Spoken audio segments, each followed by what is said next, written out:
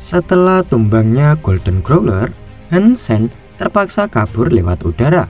Walaupun dia dicegat banyak makhluk di udara, Hansen berhasil mengalahkan salah satu makhluk tingkat suci, yaitu Hellbull. Akhirnya Hansen berhasil kabur dan kembali ke kapal kristal. Hansen merawat luka-lukanya saat dia memikirkan tentang elf kembar yang dia temui. Hansen tidak menyesal sama sekali yang telah kehilangan Metzel dan dua lainnya terluka parah. Yang bisa dia pikirkan saat ini adalah bagaimana mengambil elf kembar itu untuk dirinya sendiri. Hansen pun mengecek jiwa binatang dari Hellbull yang baru saja dia dapat. Itu adalah jiwa binatang perubahan bentuk. Jiwa binatang ini mirip seperti Ratu Peri milik Hansen. Untuk Hansen, jiwa binatang ini Hansen tidak terlalu menyukainya, apalagi Hansen sudah mempunyai jiwa binatang tipe sayap. Jadi dia ingin menjualnya setelah berubah ke mode berserker. Komunitas Saint-Hulk militer. Hansen kesana mencari seni hipergen yang mampu melawan teknik elf kembar. Setelah mempertimbangkan beberapa aspek, akhirnya Hansen akan mempelajari seni hipergen pedang ganda dengan nama teknik 13 Stream Killer. Daripada dia mempelajari teknik yang fokus bertahan, lebih baik dengan teknik yang sama-sama menyerang. Beberapa hari kemudian, setelah luka yang diderita Hansen sembuh dan sudah menguasai pedang ganda di Starville Shelter, Hansen bertemu dengan Lee Singlun. Di sana, dia menanyakan tentang apa yang sudah dia minta terakhir kali, yaitu untuk dicarikan jiwa binatang tipe perubahan bentuk. Memang Hansen punya Ratu Peri, tapi jiwa binatang itu hanya jiwa binatang dari Swakadewa pertama. Jadi dia tidak bisa menandingi makhluk yang ada di Swakadewa kedua. Dengan agak ragu, Lee Singlun menjawab kalau dia memang menemukannya, tapi bukan miliknya, namun milik orang lain, yaitu Black God. Jiwa binatang tipe perubahan yang dimiliki Black God ini hanya memiliki efek meningkatkan kecepatan. Selain itu, semuanya tetap sama, serta Black God hanya ingin menukar sesama jiwa binatang. Tidak lama kemudian, setelah Hansen menyetujuinya, Black God datang ke Starville Shelter bersama dengan beberapa pasukan elitnya. Saat kedatangan Black God, Lee Singlun kaget. Mereka hanya ingin bertransaksi saja, bukan berperang. Kenapa Black God membawa pasukan elitnya? Memang benar transaksi itu lancar tanpa kendala dengan pertukaran jiwa binatang. Namun di saat transaksi tersebut selesai, Black God ingin menyelesaikan permusuhan mereka dengan cara berduel. Sebagai tambahan, siapapun yang menang akan mendapatkan jiwa binatang yang ditukar tadi tanpa barter. Awalnya Lee Singlun menantang keputusan Black God. Lee Singlun tahu kalau Black God jauh lebih kuat daripada Hansen, jadi dia ingin melindungi Hansen. Namun Hansen dengan santai berkata, "Oke, aku setuju, namun jiwa binatang taruhan harus Lee Singlun yang menjaga agar adil. Siapa juga yang akan menolak jika mau dikasih jiwa binatang gratis?" Jawab Hansen dengan nada mengejek. Dengan gembira dan rasa percaya diri, Black God berkata, "Aku mulai sedikit menyukaimu." Begitu katanya, tapi kenyataannya dalam hati Black God tidak hanya menginginkan jiwa binatangnya Hansen, tapi juga nyawanya. Alun-alun Starville Shelter, semua orang pada berbisik. Mereka pikir Hansen sudah menyanyiakan nyawanya dan jiwa binatangnya. Mereka beranggapan kalau Black God pasti menang dengan mudah melawan Hansen dengan menggunakan skill andalannya, yaitu Tornado Knife. Lee Singlun mulai merasa putus asa. Jika Hansen tidak setuju dengan taruhannya, dia masih bisa melindungi Hansen dan membuatnya tetap aman di dalam Starville Shelter. Tetapi jika Black God berhasil membunuh Hansen, maka tidak ada yang bisa dia lakukan selain mematuhi persyaratan taruhan dan memberikan semua jiwa binatang itu kepada Black God. Begitu Hansen berada di atas panggung, Black God langsung mengeluarkan senjata dengan aura biru menyelimuti. Hansen pun sama mengeluarkan cakar darahnya. Black God maju duluan, mengangkat senjatanya dengan keinginan kuat ke Hansen. Tanpa gugup sedikit pun, Hansen mengayunkan cakarnya. Walaupun tebasnya terlihat dangkal, itu sudah cukup membuat Blackguard mengerutkan kening. Merasa putus asa, Blackguard menurunkan niatnya dan mengambil langkah kembali mundur. Setelah dia menghindari sapuan dari cakar Hansen, dia mengarahkan serangan lainnya. Dia percaya diri dengan skill Tornado Knife-nya. Meskipun untuk orang lain di kelas yang sama, sangat jarang melihat seseorang memblokir serangan seperti itu 2 kali. Seharusnya tidak mungkin bagi Hansen. Namun dengan cepat mata penonton terbuka. Mereka hampir tidak percaya dengan apa yang mereka saksikan. Blackguard mundur sekali lagi sebelum dia mengayunkan serangannya ke Hansen. Kebetulan, kata dalam hatinya. Blackguard dilanda kekhawatiran. Dia sudah mengayunkan senjatanya belasan kali, namun hasilnya tetap sama. Skillnya yang sangat terkenal di daratan es itu tidak berdaya di hadapan Hansen.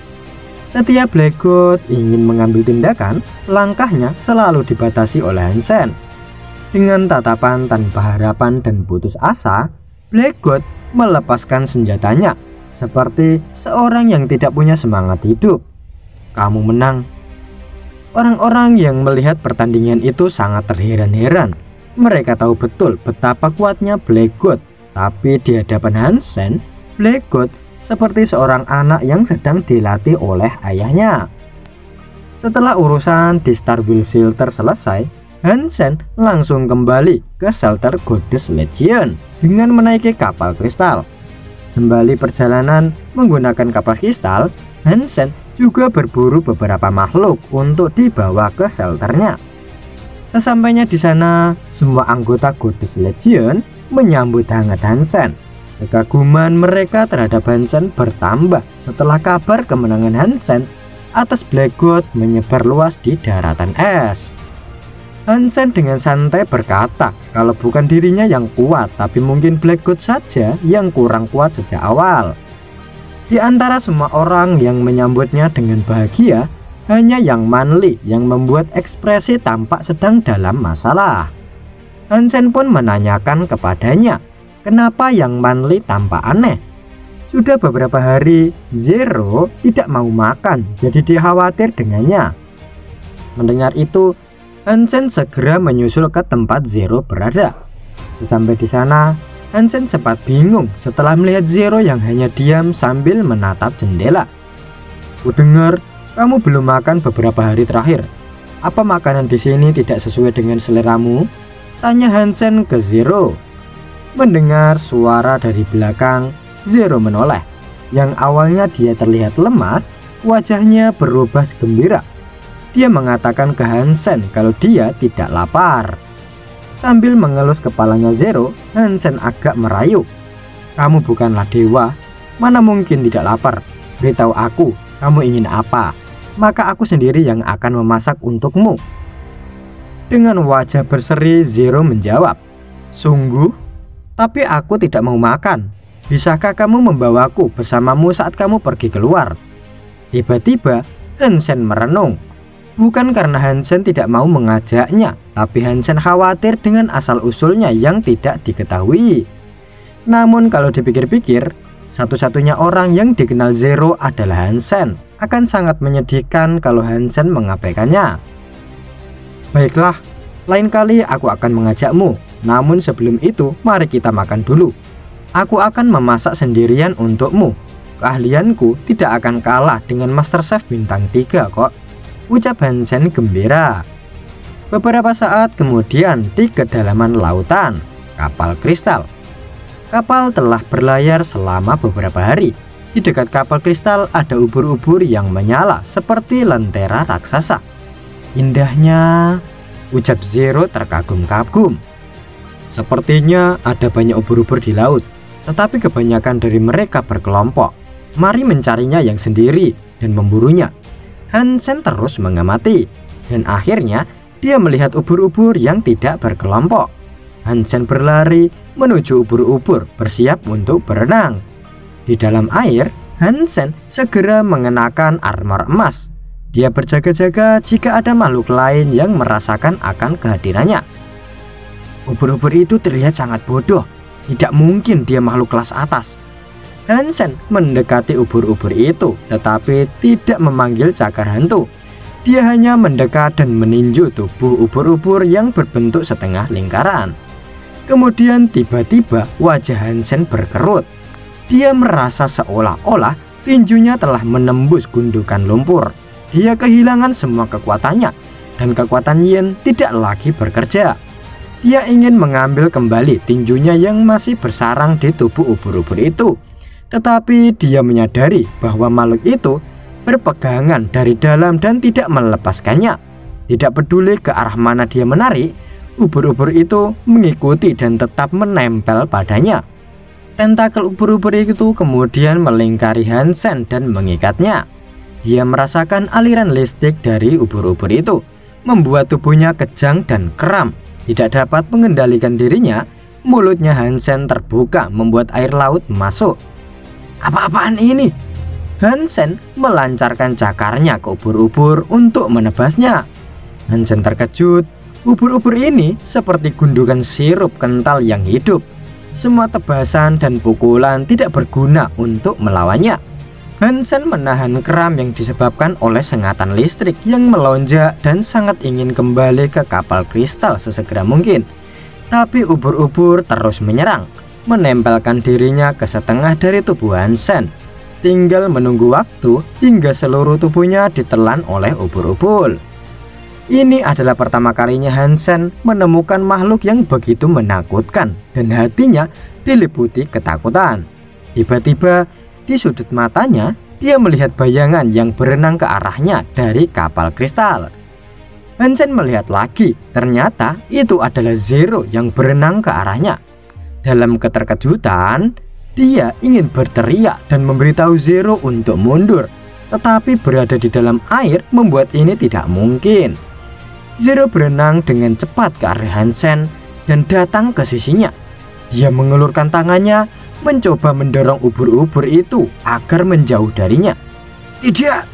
Teriak Hansen dalam hati, tapi tidak ada gunanya. Zero sekarang ditangkap oleh ubur-ubur sama seperti Hansen. Hansen menahan rasa sakit dan mati-matian mencoba memikirkan cara agar dia bisa menyelamatkan dirinya dan Zero. Tapi dia kemudian melihat mata Zero berkedip dengan cahaya. Warnanya menyebar mengubah rambut hitamnya juga. Tanduk ungu kecil muncul dari atas kepalanya. Tiba-tiba dia menjadi ras kerajaan Shura yang pernah dilihat Hansen selama pertemuan pertama mereka. Dengan kekuatan tangannya, ubur-ubur yang seperti lumpur dihancurkan oleh Zero menjadi beberapa bagian. Hansen terkejut dengan apa yang dilihatnya. Seberapa besar kekuatan yang dia miliki dalam bentuk ini. Dalam beberapa saat, dia membersihkan tubuh Hansen dari tentakel, kemudian dia dengan cepat menyeretnya kembali ke kapal kristal. Zero dengan cepat kembali ke kapal dan berbaring di lantai, begitu pula Hansen. Setelah sadar, dia melihat Zero. Dalam benaknya dia berkata, "Apakah dia manusia atau Shura?" Katanya sambil merenung. Beberapa saat kemudian di kapal Daphne, Hansen mencari tahu tentang ras Shura di Skynet. Dia masih belum paham tentang keadaan Zero. Apakah Zero merupakan anak dari seorang manusia dan Shura, tetapi itu tidaklah mungkin karena manusia dan Shura merupakan berbeda. Suara ketukan pintu itu adalah kekasihnya Hansen, yaitu Jian Ran. Saat bertemu, ekspresi Jian Ran terlihat sedang tidak baik-baik. Hansen pun menanyakan ke Jian Ran yang terlihat sedang ada masalah. "Bisakah kamu ikut denganku ke acara pertemuan? Namun ini acara akad pribadi bagi orang-orang muda," ucap Jian Ran. "Apakah kau akan pergi kencan buta?" tanya Hansen. Jian Ran menjelaskan kalau itu hanya pertemuan biasa. Mungkin nanti bisa membantu Hansen ke depannya, dan juga nanti ada Wang Mengmeng, kenalan Hansen. Auditorium, tempat pertemuan keempat keluarga besar. Setiap keluarga memiliki banyak keturunan, begitu pula Jian Ran yang bukan satu-satunya keluarga Ji. Sembari ke tempat acara, Jianran menjelaskan, secara umum untuk mencapai tingkat evolusioner atau ke tempat suaka dewa ketiga adalah memaksimalkan poin gen yang nilai kebugarannya sekitar 300. Namun ada cara lain selain meningkatkan poin gen, yaitu dengan Qigong, semacam inti dari seni hipergen. Sedangkan yang dijual di tempat umum merupakan tiruan dari Qigong. Dan Qigong ini hanya dimiliki oleh 4 keluarga besar, yaitu keluarga Ji seperti Jianran, keluarga Lin seperti Lin Feng, orang yang dapat juara pertama di acara turnamen saat Hansen nyamar jadi Big Gold, keluarga Wang Mengmeng, dan terakhir ada keluarga Su. Kalian ingat kan orang yang pernah dikalahkan oleh Hansen saat di hutan, orang yang mirip gelandangan tapi punya seni hipergen kuat, dan hasilnya Hansen mengambil seni hipergennya, yaitu keterampilan kulit es. Walaupun Hansen mendengar penjelasan Jianran, sebenarnya dia kurang tertarik dengan Qigong. Ini karena dia sudah mempunyai Sutra Dongsuan. Pikir Hansen, mungkin Sutra Dongsuan ini adalah yang terkuat di antara apa yang dimiliki keempat keluarga ini. Mana mungkin keempat keluarga itu bisa menjelajahi portal dengan tangan kosong seperti Sutra Dongsuan.